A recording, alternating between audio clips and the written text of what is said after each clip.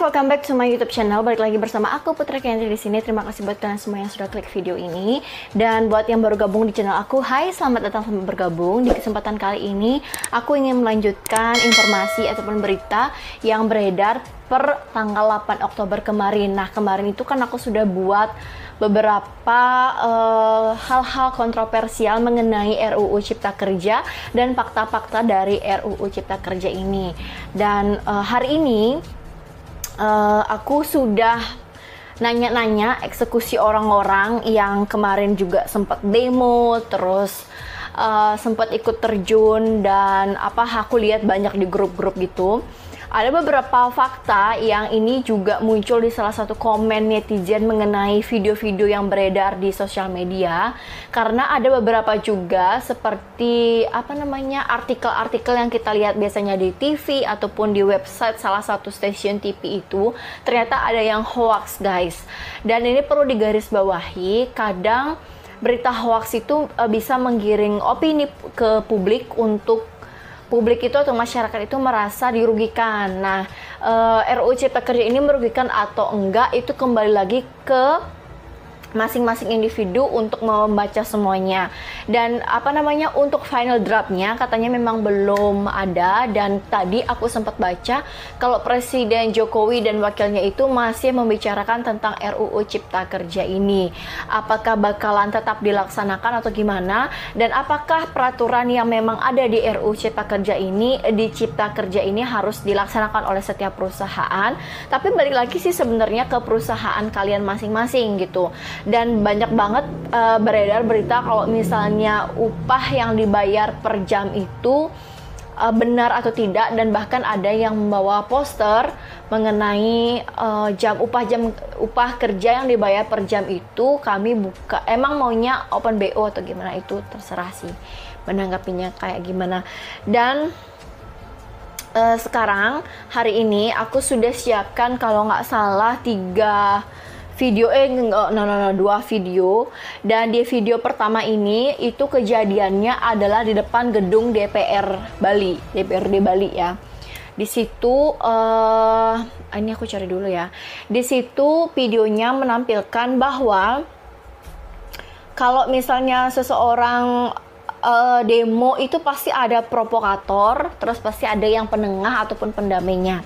Nah, ini banyak banget beredar di salah satu video ini, itu dibilang kalau misalnya di depan kampus UNUD itu memang mahasiswa, tapi kalau di depan kantor DPRD itu memang ada pengkhianat atau orang yang masuk ke sana untuk memprovokatori supaya tidak terjadinya kekerasan, tapi agak sedikit ricuh ya, agak sedikit memanas, saling lempar, terus sambil nyemprotkan gas air mata. Itu benar-benar terjadi kemarin. Jadi di video ini kita langsung aja tonton ya. Videonya akan aku tampilkan sebelah sini, jadi kita tonton bersama-sama videonya. Ini aku ambil sumbernya dari Instagram jack.bali. Jadi ini saling lempar.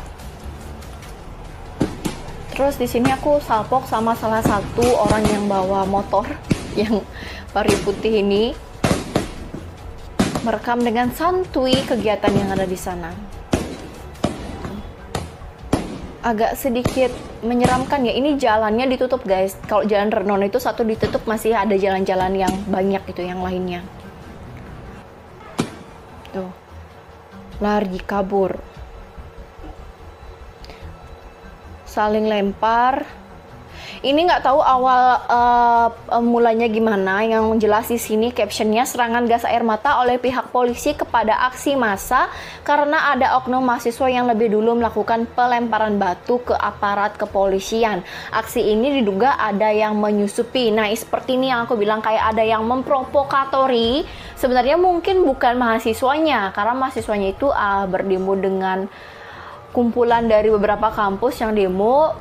Mungkin ada yang menyusupi. Jadi sekarang kita akan baca komen-komen dari video tersebut, dan komen-komennya ternyata setelah aku baca itu ternyata masuk akal semua. Jadi di sini aku mau baca salah satu komen dari IKDEK 666. Yang satu aksi damai di UNUD, Sudirman, satunya lagi rusuh di DPRD. Yang ngarahin masa aksi ke DPRD siapa ya? Padahal udah jelas aksi hanya di depan kampus UNUD. Itu ada yang berkomentar sekitar 17 jam yang lalu. Next ada Yoga 29_. Nah, wakil rakyat harus di depan. Wih, dengarkan keluhan kami sebagai masyarakat, jangan tamengan sama polisi terus njir. Ini yang buat mahasiswa sama polisi salah paham, jadi saling serang. Saya mahasiswa, saya juga punya keluarga polisi, teman-teman saya juga ada polisi. Tugas polisi memelihara keamanan ketertiban masyarakat. Tuh DPR ngapain? Yang di jalan teman-teman saling pukul sama lempar-lemparan batu, mahasiswa menyuarakan pendapat, polisi jaga keamanan. DPR enak diem di ruangan AC. Giliran pas pemilu ngemis-ngemis ke rakyat mau dipilih. Sekarang pas dibutuhin mana janjinya? Hilang gitu aja kayak kata-kata sama janji-janji dia. Jangan di belakang terus. Mungkin ini salah satu pendapat dari perwakilan mahasiswa. Terus ini ada dari Rudius_. Min, apakah benar isi dari Undang-Undang Omnibus Law itu memperbolehkan investor masuk tanpa izin AMDAL? Nah, itu kan harus dikaji dulu ya, dikaji benar-benar dan kita harus membaca dengan baik. Terus ini dari Ajinami Site, polisi akan mendengarkan aspirasi kalian yang demo. Jika sudah melewati batas, wajar pasti polisi akan mengambil tindakan. Nah, ini sepertinya memang kayak ada yang menyusupi atau memprovokatori ya, untuk terjun melempar batu atau gimana. Makanya dibubarkan kalau nggak salah sampai jam 9 malam itu di Sudirman disemprotkan gas air mata. Next, masih di video yang sama, ini dari Dek Gandhi. Sebenarnya kurang sosialisasi. Nah, seharusnya kan DPR yang menjelaskan sebagai yang mengklarifikasi, tapi polisi yang jadi tameng. Sehingga begini, nanti pas pemilu nyari-nyari rakyat, giliran rakyat nyari, nggak mau, kadang nggak ngerti dah, sambil isi emot ketawa. Sebenarnya mungkin kalau misalnya dibantu dengan sosialisasi, takutnya malah diserang atau gimana, kan pasti ada yang memprovokatori. Terus dari Drums X Drinks, ketika suara rakyat tidak digubris. Ini dari Mia Baksgor, mie ayam bakso gorengnya kakak. Mana sih maksudnya? Terus ada Ketut Setia yang buat RUU DPR yang demo rakyat yang dipasang polisi. Jelas di sini rakyat diadu dengan polisi, juga banyak yang bilang adu domba. Terus di sini ada Deodo, maju asal mundur ti. Aduh, astaga, ini memang komen-komennya orang-orang pada heboh di netizen sebenarnya ya. Oke, kita next ke video yang kedua aja. Di sini aku menampilkan aksi mahasiswa, sejumlah mahasiswa yang tidak bisa keluar dari kampus UNUD di Jalan Sudirman pada tanggal 8/10 malam ini. Jadi mereka sempat disemprot gas air mata dan tidak bisa keluar. Jadi dia kayak stay di dalam kampus, gak takut kemana-mana. Bahkan kemarin aku dengar ada yang Sherlock di mana biar gampang nyari. Karena area parkirnya itu palingan sekitar kampus UNUD sama kampus Awareness tempat aku kerja. Oke, di sini akan aku baca komentarnya seperti apa, komentar-komentarnya. Depi Nayesa, makal nih ngoyong jumah de sok-sok paling aeng. Mau merubah keputusan politik ya berjuang, bisa menjadi bagian dari pengambilan keputusan politik itu. Terus ini dari Bagler BEM, yang buat keputusan DPR asik lagi tiduran di kasur, yang bertarung mahasiswa dan aparat. Ini dari Iasa Sudana, setidaknya taen berjuang, dumugi rahayu mahasiswa. Ini dari Rudius_, faktanya undang-undang Omnibus Law berisi pesanan investor mempermudah izin dengan dihapuskan pasal 36 yang berisi izin lingkungan sebagai syarat usaha. Jadi ini emang benar-benar 100% memang menguntungkan untuk investor pengusaha, tapi apakah dampak buruknya itu benar-benar buruk banget untuk masyarakat ataupun buruh? Terus di sini ada Wahyu Angga Putra yang demo udah baca tuh RUU. Jangan mudah terbawa arus kawan kalian orang-orang berpendidikan. Terus ada Eka Wardita ngapung demo di Bali ke sineka ngape ane ngai undang-undang di Jakarta ke Jakarta laku demo bareng itu cara tahun 98 Maret top. Terus ada Gede Ariana Arik Buluk pedalem ane medagang nasi jinggo di tutup. Iya, karena seputaran area kampus itu memang ada dagang bakso, terus dagang nasi jinggo. Beneran itu beneran. Adi Widada, halo kalian diadu domba bosku, aparat dibayar, mereka menjalankan tugas, kalian mau anarkis pun yang di atas gak terluka, justru kalian dan aparat yang terluka, mereka akan tertawa melihat itu. Wow, benarkah guys? Ini masih banyak banget ada komentar-komentar. Aku akan pilih komentar-komentarnya ya. Nah, di sini aku akan bacakan komentar yang menarik. Adrik Zaioe yang ngejudge para pendemo, seharusnya kalian bersyukur mereka masih mau turun membela hak-hak kalian sebagai pekerja atau buruh.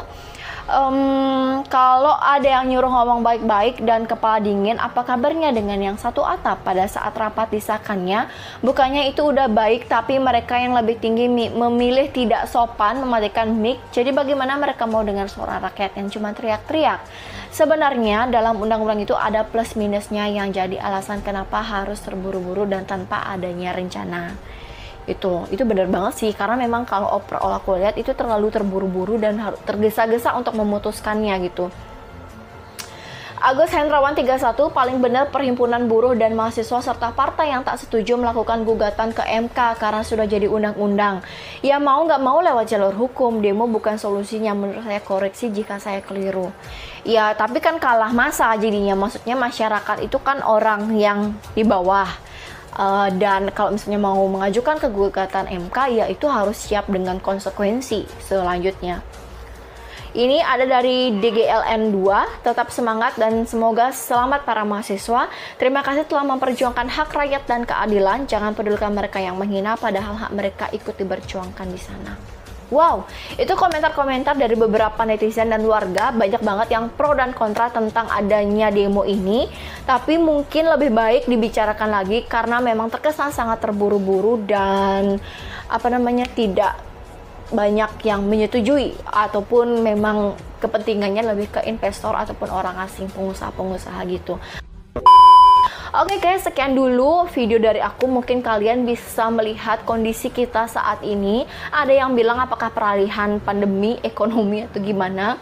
Jadi semoga cepat berlalu semuanya dan semoga semuanya tetap baik-baik saja, karena memang semprotan gas air mata itu sangat menyakitkan sih bagi masyarakat ataupun mahasiswa, karena mereka nggak bawa senjata tajam. Emang kemarin itu real tidak ada yang bawa kekerasan atau apa, karena mereka cuman kalah di apa yang mereka pakai aja sih sebenarnya. Mereka kan ingin menyuarakan suara untuk hak-hak mereka, tapi mungkin ada yang menyusupi atau memprovokatornya, kita tidak tahu. Oke, sampai ketemu lagi di next video lainnya. Jangan lupa di like, comment, share, dan subscribe. Bye-bye.